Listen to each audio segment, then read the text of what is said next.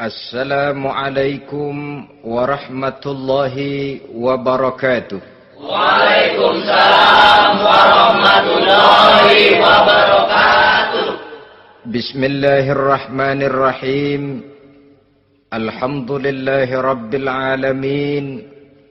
Wassalatu wassalamu ala ashrafil anbiya'i wal mursalin. Sayyidina wa maulana Muhammadin wa ala alihi wa ashabihil mujahidin at-tahirin. Amma ba'du, subhanaka la ilma lana illa ma 'allamtana innaka antal alimul hakim. La hawla wa la quwwata illa billahil aliyyil azim. Saudara-saudara kaum muslimin, terutama adik-adik para remaja dan pemuda yang saya cintai. Apabila seseorang akan membangun rumah, tentu saja dia akan mengadakan beberapa pilihan. Sejak dari memilih lokasi di mana rumah itu akan didirikan, sampai kepada menentukan bahan-bahan kualitas yang akan dipakainya, sampai kemudian kepada wujud dan bentuk rumah yang akan ditinggalinya. Demikianlah bahwa untuk membangun sebuah rumah yang hanya untuk menaungi kehidupan di dunia ini, kita mengadakan berbagai macam pilihan. Apalagi kalau kita akan membangun sebuah rumah tangga yang kita harapkan tidak hanya akan menaungi kehidupan di dunia ini, tidak hanya untuk kepentingan kita saja, tetapi juga untuk kepentingan anak cucu kita di belakang hari, termasuk sampai kepada hari akhirat nanti.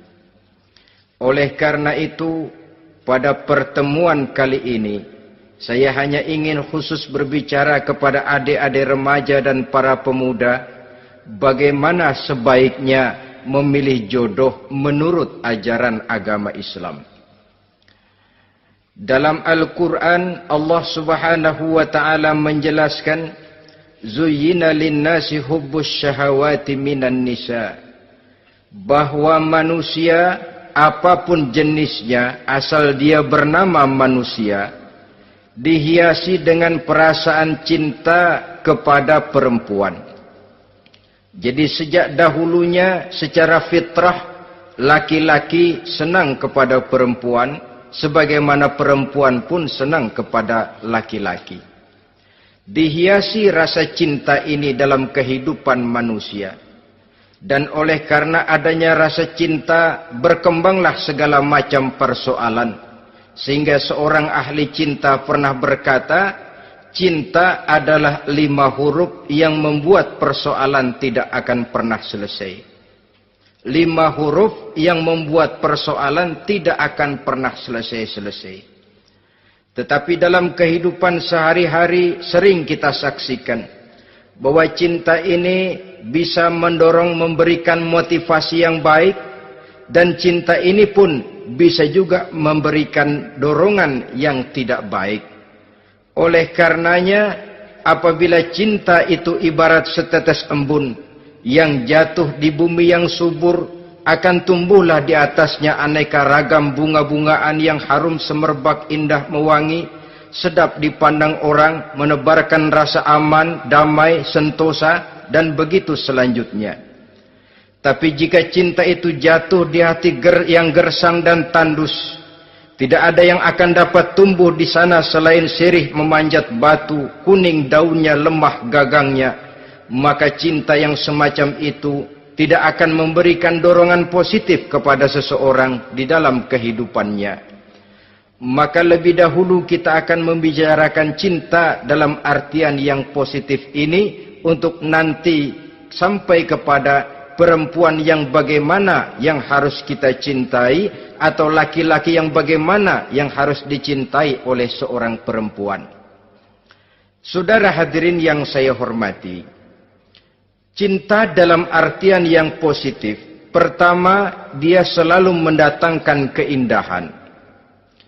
Yang kedua, cinta itu memberikan energi atau semangat untuk berjuang. Dan yang ketiga, cinta itu selalu membawa resiko dalam bentuk pengorbanan. Maka cinta yang positif pertama melahirkan keindahan. Disinilah orang memerlukan filter atau saringan. Sebab keindahan yang didasarkan karena cinta itu merupakan satu keindahan yang relatif saja.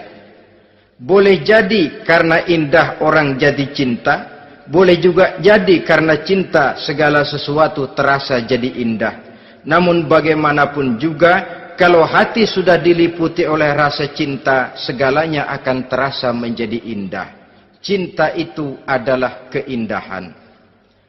Yang kedua, cinta itu energi, melahirkan dorongan dan semangat. Yang lemah bisa menjadi kuat, yang takut bisa menjadi berani, yang jauh jadi terasa dekat. Itu semua karena dorongan cinta. Dan dari energi ini lahirlah yang ketiga, bahwa cinta adalah pengorbanan. Sehingga orang berkata, berani bercinta artinya harus berani berkorban. Takut berkorban, jangan bercinta. Kalau cinta ini kita salurkan kepada nilai-nilai agama umpamanya, yang pertama, cinta mendatangkan keindahan. Kita cinta kepada agama, maka apapun yang diperintahkan oleh agama akan terasa menjadi indah. Solat akan terasa menjadi indah. Puasa terasa menjadi indah. Zakat terasa menjadi indah. Jihad pun akan terasa menjadi indah. Persis kalau kita cinta kepada seorang gadis. Jika kita cinta kepada seorang gadis, apanya saja akan kelihatan menjadi indah. Jalannya terasa indah, lenggang-lenggoknya terasa indah, suaranya merdu padahal cemprengnya bukan main. Seluruhnya akan mendatangkan keindahan karena dasarnya sudah cinta. Cinta membawa kepada keindahan. Yang kedua, cinta itu melahirkan energi. Orang yang cinta kepada agama akan lahir tenaga dan semangatnya melaksanakan ibadah, melaksanakan puasa, melaksanakan zakat, melaksanakan solat, melaksanakan haji, bahkan melaksanakan jihad sekalipun. Cinta selamanya menimbulkan energi dan semangat.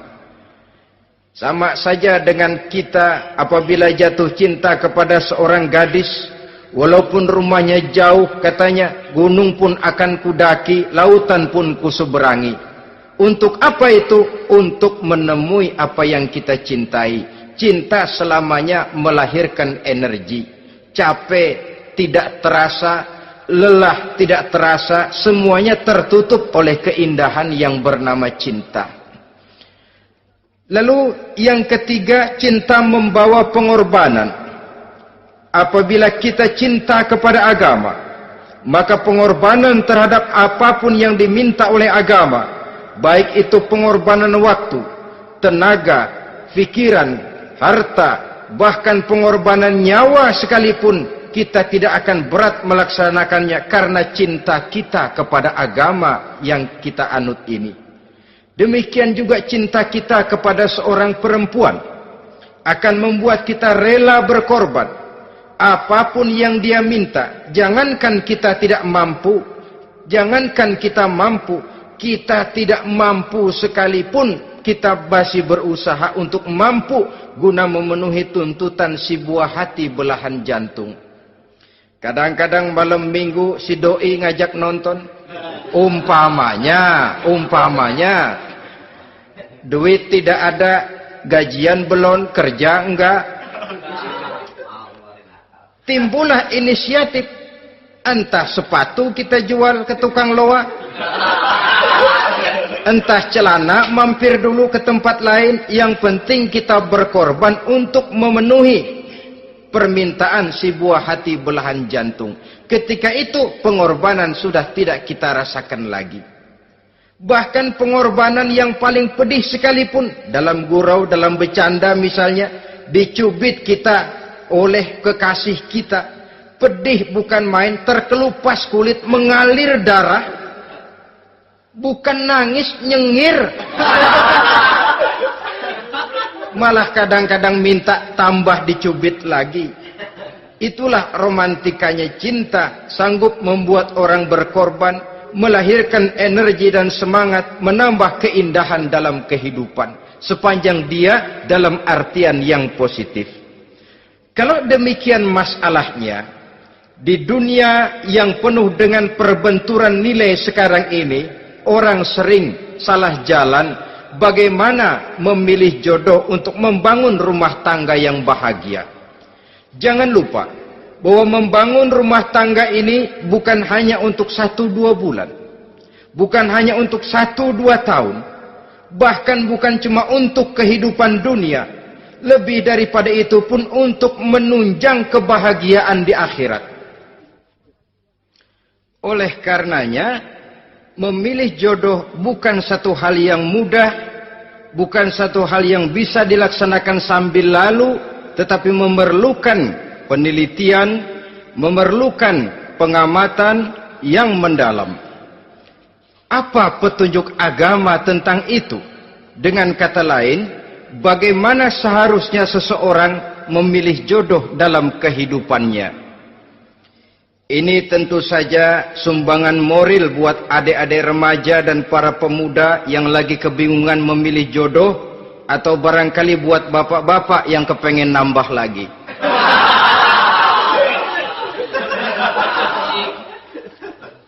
Mohon maaf kepada ibu-ibu, saya tidak menganjurkan, cuma ngajarin.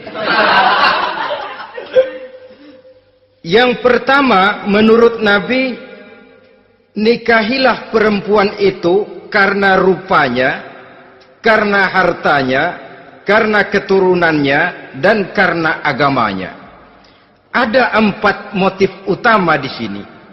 Pertama, memilih jodoh, lihatlah rupanya. Lagian siapa yang kepengen dapat jodoh rupanya nggak karu-karuan? Cari rupa yang cantik, indah, dan menawan. Namun jangan lupa, saya katakan di zaman di mana sering terjadi benturan nilai seperti sekarang ini, orang sulit untuk mendapatkan keaslian. Di mana teknologi sudah sedemikian canggih, di mana ilmu kedokteran sudah sedemikian maju, maka berbagai macam rupa bisa dibentuk dengan apa yang dinamakan operasi plastik misalnya. Yang pesek bisa dibikin mancung, kuping yang kelebaran bisa dibikin sedang, pipi yang kembung sebelah bisa dibikin rata, janggut yang tidak menarik bisa dibikin bak lebah bergantung katanya. Oleh karena itu, kalau pilihan hanya tertuju kepada rupa yang cantik saja semata-mata, kita sudah melakukan satu kesalahan yang sangat besar. Sebab apa? Diperingatkan oleh Nabi melalui hadis Ibnu Majah, Bazar dan Baihaqi dari Ibnu Umar. Janganlah kamu kawini seorang perempuan karena kecantikannya, sebab kecantikan boleh jadi akan mencelakakan.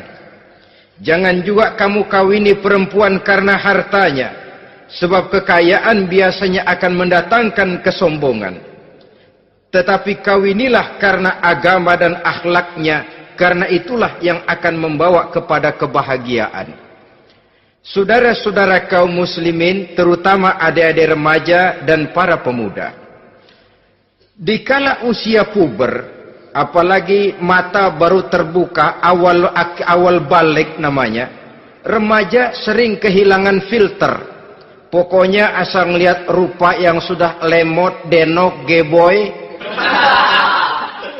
pikiran pun hanyut, malam terkenang, siang terbayang, tidur tak nyenyak, makan tak enak katanya, selalu terbayang wajah si doi.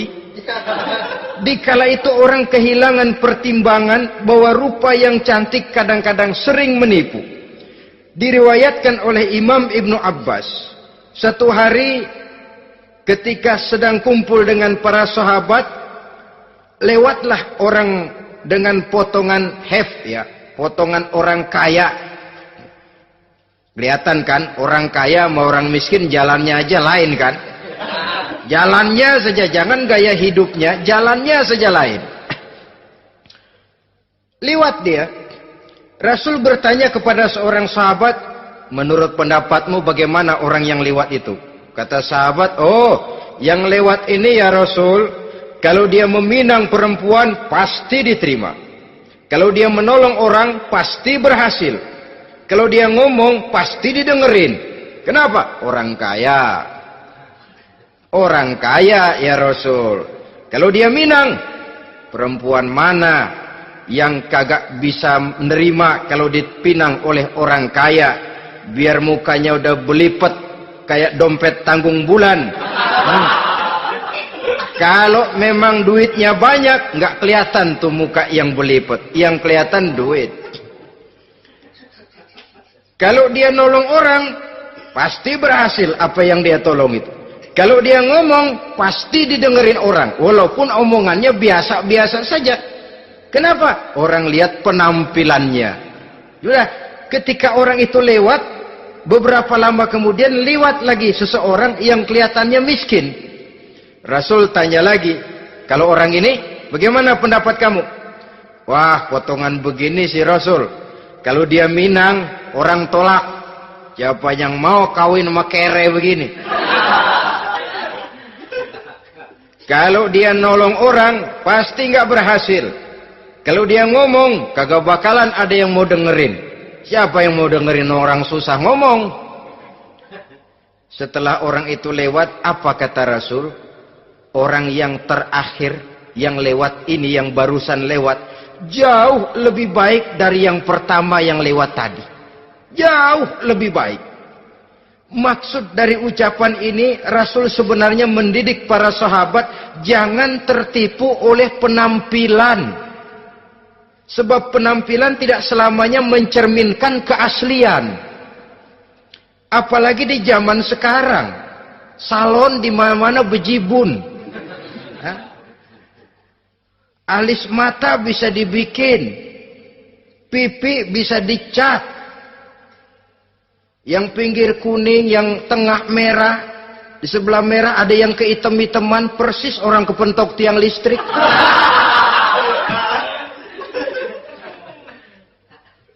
Kecantikan yang artifisial, kecantikan yang bukan alami. Karena itu silakan saja cari yang cantik, tapi jangan terpaku sampai di situ. Sebab kecantikan di samping dia mudah berubah oleh pergeseran masa dan pertukaran waktu, ternyata penampilan tidak selamanya mencerminkan keaslian. Lain hari seorang sahabat pernah mengadu, "Ya Rasul, ada apa? Inna imraati la turaddu yadul lamis." Ya Rasul, istri saya tidak pernah menolak tangan orang laki yang menjamahnya, mengajak salaman kepadanya. Apa jawab Rasul? Ceraiin aja. Tapi hati saya berat ya Rasul, saya cinta betul sama dia. Ya kalau hatimu berat, jaga dia baik-baik.